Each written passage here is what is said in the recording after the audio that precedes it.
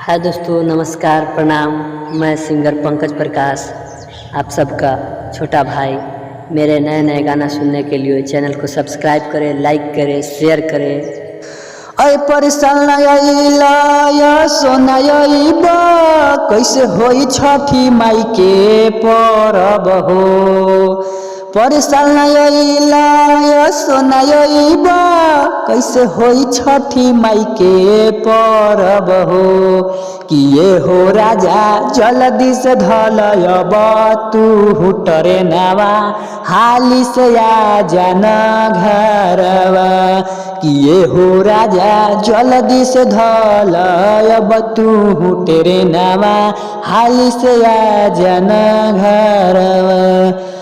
सब कर राजा आई गईले दिवाली में, रउआ गईल बानी राजा पर साल के होली में। सब कर राजा आई गईले दिवाली में, रउआ गईल बानी राजा पर साल के होली में। ऐसे न सताई जल्दी से आई, तब होई छठी माई के पूजाई हो।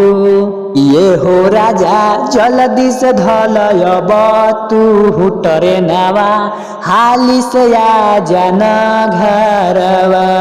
किए हो राजा जल्दी से धलयब तू ट्रेनवा, हाली से आ जाना घरवा। कांडी से कसैया गढ़वा से कलशुप, सुनी राजा ले आई से मौरा से अगरबत्ती धूप।